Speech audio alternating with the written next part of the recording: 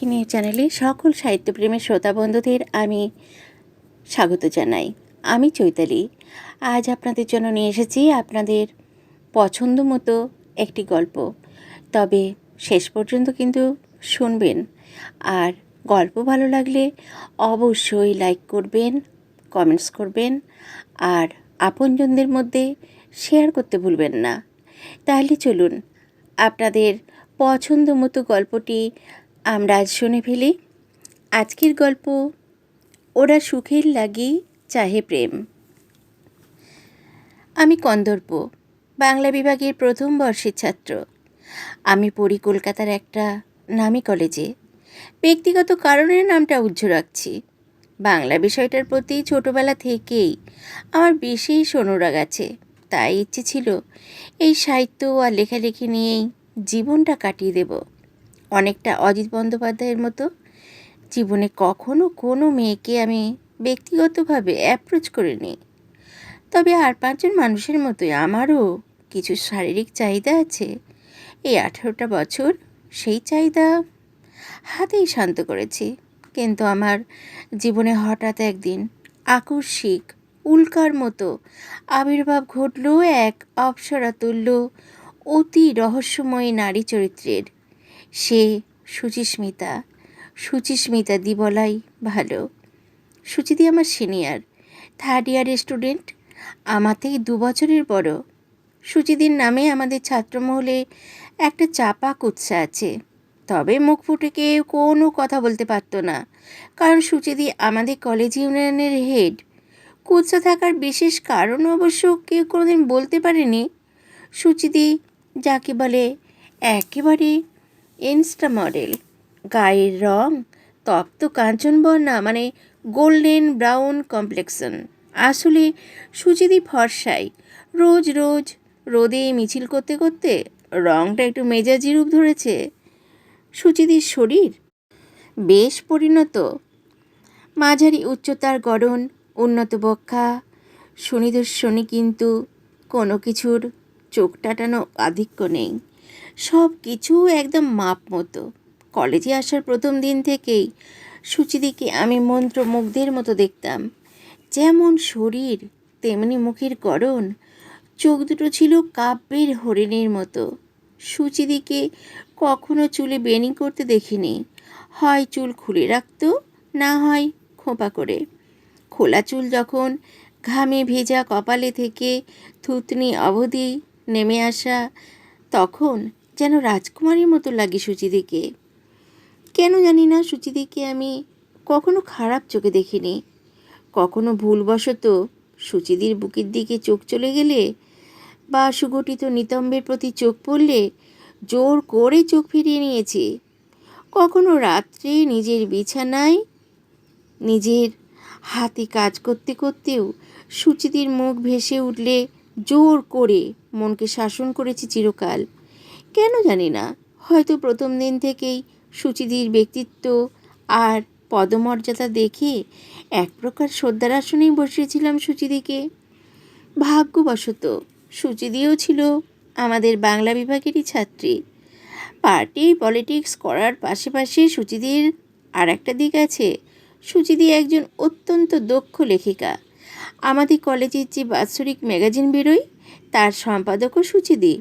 সুচিদি নাকি জোর করে এই পদ গ্রহণ করতে চেয়েছিল। শুনেছি ইউনিয়নের দায়িত্বের মাঝেও সুচিদির প্রতি সাহিত্যের ভালো লাগা থাকার কারণে এই কাজটা সুচিদি খুব আগ্রহ নিয়ে করে থাকে। কারোর লেখা ভালো হলে তাকে ব্যক্তিগতভাবে প্রশংসা জানায়। নিজেও একটা করে মর্মস্পর্শী প্রবন্ধ লেখে প্রতি বছর। আমি লাইব্রেরি থেকে পুরনো ম্যাগাজিনে পড়েছি সব। আমার নিজের কয়েকটা কবিতাও বেশ কয়েকবার কিছু কিছু বেনামি ম্যাগাজিনে বেরিয়েছে। কলেজের ম্যাগাজিনে বেরোনোর নোটিশ পেয়ে অবহেলাভাবেই একটা পুরনো প্রেমের কবিতা গিয়ে জমা দিয়ে আসলাম অফিসে। বেশ কয়েক সপ্তাহ পর একটা অজানা নাম্বারে মেসেজ এলো। ততদিনে আমি কবিতার কথা, ম্যাগাজিনের কথা প্রায় ভুলেই গেছি, কারণ মনে মনে একটা চাপা সম্ভাবনা ছিল যে কলেজের ম্যাগাজিনে নিশ্চয়ই প্রেমের কবিতা ওরা ছাপাতে দেবে না। আসলে আমি মনে মনে চেয়েছিলাম সুচিদি আমার হাতের শব্দ, আমার মনের কথা পড়ুক, তাতেই আমার বিরাট প্রাপ্তি। তো অচেনা নাম্বার থেকে মেসেজ আসা আমার গা সওয়া হয়ে গেছে। একটা ব্যাপার, সুন্দরী সুন্দরী মেয়েদের প্রোফাইল পিকচার দিয়ে প্রথমে হাই হ্যালো, তারপর জিজ্ঞেস করবে স্টুডেন্ট কি না। উত্তর হ্যাঁ হলেই আমাদের কোম্পানিতে লোক নিচ্ছে, তুমি কাজ করতে ইচ্ছুক কি, এই একই কথা। তাও এবারও তেমনটাই ভেবে অবজ্ঞাভাবে একটা প্রশ্ন লিখলাম, বেশ ঝাঁঝ নিয়েই। কে আপনি? কোথায় থেকে আমার নাম্বারটা পেলেন? দয়া করে কোনো কাজের কথা বলবেন না। ভাবলাম বেশ কুল হলাম আগে ভাগে এমন কথা বলে। ওপার থেকে রিপ্লাই এলো, আমি তোদের কলেজের সুচিস্মিতা দি, তোর একটা লেখা আমি পড়লাম ম্যাগাজিনের আবেদনের মধ্যে। কবিতাটা কি তুই নিজে লিখেছিস? আমার বুকের মধ্যে বিদ্যুৎ খেলে গেল, কান ভোঁ ভোঁ করতে লাগলো, মাথার মধ্যে যেন সব ফাঁকা হয়ে গেল। যে সুচিদিকে মনে মনে প্রায় রসে পড়া শুরু করেছিলাম, তারই মেসেজ। সেই মুহূর্তেই বুঝলাম আমি সুচিদিকে বোধহয় ভালোবাসি। প্রথমে লিখলাম, সরি সুচিস্মিতা দি, আমি বুঝতে পারিনি। আমাকে আসলে অনেকে অনেকবার স্ক্যাম মেসেজ করেছে, তাই আমি ওটা বললাম। প্লিজ তুমি কিছু মনে করো না। ওপার থেকে উত্তর এলো, it's okay, answer my question. আমি তাড়াতাড়ি উত্তর দিলাম, হ্যাঁ আমি লিখেছি। তারপর টাইপ করলাম, প্রথমে ভেবেছিলাম এমন প্রেমের কবিতা কলেজের ম্যাগাজিনের জন্য দেওয়া ঠিক হবে না, তবু কি মনে করে দিয়ে দিলাম। এতটুকু লিখে আবার সব মুছে দিলাম। তারপর কিছুক্ষণ ওপার থেকেও কোনো রিপ্লাই এলো না। আমার বুক দুরু করতে লাগলো। তারপর সুচিদি টাইপিং শুরু করলো। কিছুক্ষণ পর মেসেজ এলো, তোর কবিতাটা আমার খুব ভালো লেগেছে, কিন্তু দুর্ভাগ্যবশত কবিতাটা আমরা ম্যাগাজিনে ছাপাতে পারবো না রে। আমি কি বলবো বুঝতে পারলাম না। লিখলাম, তাতে কিছু এসে যায় না সুচিস্মিতা দি, তুমি প্রশংসা করলে এই আমার কাছে অনেক। তারপর আবার সব লেখা মুছে দিলাম। কি লিখবো কিছুতেই মাথায় এলো না। সুচিদি কথা বলল, কাল আমার সাথে দেখা করতে পারবি? আমার বুকের ভিতর আবার ঝড় উঠল। ছোট উত্তর দিলাম, হ্যাঁ, কাল আমার তেমন কোনো ক্লাস নেই, তোমার সাথে কখন দেখা করব? সুচিদি বলল, কলেজে এসে আমাকে কল করিস। সেদিন রাতটা যে কেমনভাবে কেটেছে তা ব্যক্ত করতে বোধহয় ভোর রাতে আর একটা কবিতায় লিখে ফেলতাম। যাই হোক, পরের দিন কলেজে গিয়ে আমাদের কলেজের বিখ্যাত সোনাঝুরি গাছটার নিচেই সুচিদিকে বসে থাকতে দেখলাম। কয়েকজন বন্ধু বান্ধবীও ছিল সাথে। ভাবলাম ভালোই হলো, আর ফোন করতে হবে না। সুচিদির দিকে হাঁটতে হাঁটতে মাথার মধ্যে যেন কেমন সব ফাঁকা হয়ে যেতে থাকলো। বুকের রক্ত যেন নাক দিয়ে বেরিয়ে আসে অবস্থা। সুচিদির সামনে গিয়ে কোনো রকমে বললাম, সুচিস্মিতা দি, গুড মর্নিং। তুমি কবিতার ব্যাপারে কি বলবে বলছিলে? খানিকক্ষণ সুচিস্মিতা দি আমার দিকে যেন প্রচণ্ড বিরক্তি নিয়ে তাকিয়ে থাকলো। তারপর আমাকে অবাক করে দিয়ে বলল, কি কবিতা? তুই কোন ইয়ার? সুচিদির এই প্রত্যুত্তরে আমি ভ্যাবাচাকা খেয়ে গেলাম। কোনো রকমে আমতা আমতা করে বললাম, ম্যাগাজিনে। কথা শেষ করার আগে সুচিদি বলে উঠল, ও তুই কন্দর্প, তোর লেখাটা ভালো হয়েছে, কিন্তু ওটা কলেজে ম্যাগাজিনে ছাপা যাবে না, তুই মন খারাপ করিস না। আমি বেশ হতাশ হলাম। এই জন্য নয় যে আমার লেখা ছাপানো হবে না, বরং এই জন্য যে এই বলার জন্য সুচিদি আমাকে দেখা করতে বলেছিল। এই কথা তো কালও বলল, তবে আবার দেখা করতে বলার কি ছিল? আমি আর বেশি কথা না বলে বিদায় জানিয়ে চলে এলাম। মনে হতে লাগলো যতই সুন্দরী আর নেত্রী হোক না কেন, মেয়েদের মুড সুইং আমাদের বোঝার কম্য নয়। ওই দিন আর কোনো ক্লাস ছিল না, তাই সোজা লাইব্রেরি রুমে চলে গেলাম। পড়তে পড়তে কখন বিকেল হয়ে গেছে খেয়ালই নেই। লাইব্রেরি ফাঁকা হয়ে গেছে ততক্ষণে হঠাৎ খেয়াল করলাম কেউ আমার সামনে এসে দাঁড়িয়েছে। মুখ তুলে চেয়ে দেখলাম সুচিস্মিতা দি। বুকের মধ্যে আবার একটা শক লাগলো। কিছু কিছু মেয়েকে দেখলে কোনো যে এমন হয় কে জানে। সুচিদি কোনো রকম ভূমিকা না করে কৃত্রিম বিরক্তির সুর নিয়ে বলল, তোকে না কল করতে বলেছিলাম, সোজা আমার কাছে যেতে তোকে কে বলেছে? আমি বিস্মিত হয়ে উত্তর দিলাম, না, তোমাকে সামনেই দেখতে পেলাম, তাই ভাবলাম আর কল করে কি হবে, তাই আর কি। কথা শেষ করার আগে সুচিদি দুম করে আমার জামার কলার চেপে ধরে আমাকে উঠে দাঁড় করালো। আমার মুখের সামনে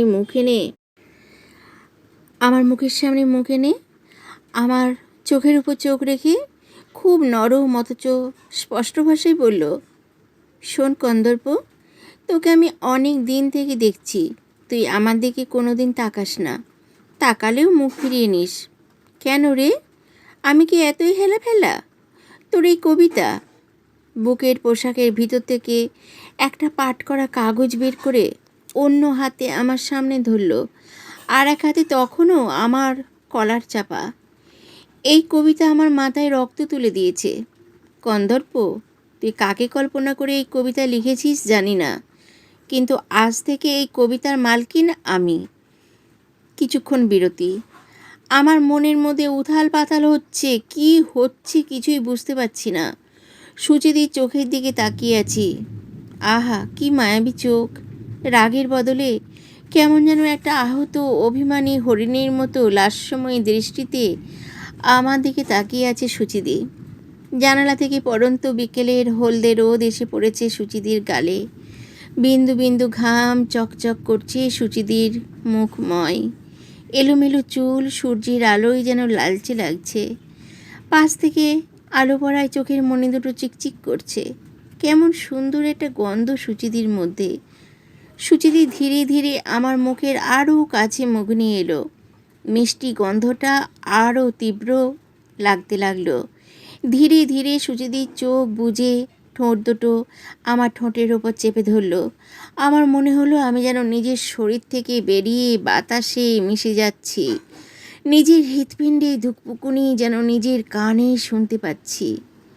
চুম্বনরত অবস্থায় যেন কত যুগ কেটে যাচ্ছে, যেন কোনো কৃষ্ণ গহ্বরের পাশেই দাঁড়িয়ে আছি, আর সময় থেমে আছে নরম দুটো ঠোঁটের মাঝে। ধীরে ধীরে সুচিদি আমার ঠোঁট থেকে ঠোঁট তুলে নিল। কি এক মায়াময় হাসিতে ভরে আছে সুচিদির চোখ মুখ। ধীরে ধীরে আমার কলার ছেড়ে দিয়ে সুচিদি বলল, তোকে আগে কখনো কেউ কিস করেনি? আমি কিছু একটা বলতে চাইলাম, কিন্তু গলা দিয়ে স্বর বেরোলো না। সুচিদি মুচকি হেসে বলল, বাড়ি যা, এবার লাইব্রেরি বন্ধ হবে। রাতে আমাকে কল করিস, দেখিস আবার যেন দেখতে পেয়েছি বলে মাঝরাতে আমার বাড়িতে চলে আসিস না।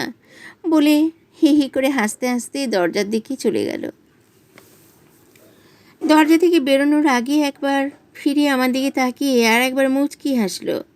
তারপর আর পিছনে না তাকিয়ে সোজা বেরিয়ে গেল।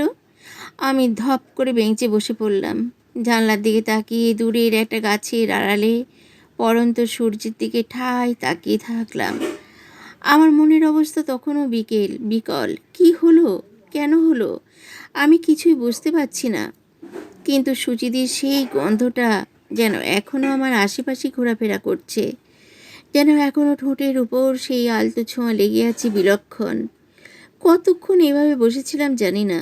দরজার দিক থেকে কেউ হেঁকে বলল, এবার লাইব্রেরি বন্ধ হবে। চমক ভেঙে চারপাশে তাকিয়ে দেখলাম পুরো লাইব্রেরিতে আমি একাই বসে আছি। বুড়ো লাইব্রেরিয়ান এতক্ষণ কোথায় ছিল জানি না, বোধহয় তালা মারতে এসেছে। আমি তাড়াতাড়ি ব্যাগটা কাঁধে তুলে নিলাম। হঠাৎ সামনের টেবিলে চোখ পড়তে দেখলাম সেই ভাঁজ করা কাগজটা সুচিদি ফেলে গেছে। এটা বোধহয় আমারই কবিতাটা। তুলে নিলাম হাতে। বুক পকেটে ঢোকাতেই আর একবার মনটা ছাত করে উঠল। এটা সুচিদির বুকের মধ্যে রেখেছিল না? সুচিদির নরম বুকে স্পর্শ, মিষ্টি গন্ধ, মধুর পেয়ালায় ডোবানো সেই এক খণ্ড কাগজ। মন থেকে উল্টো পাল্টা সব চিন্তা হটিয়ে দ্রুত কলেজ থেকে বেরিয়ে বাইরে পা বাড়ালাম।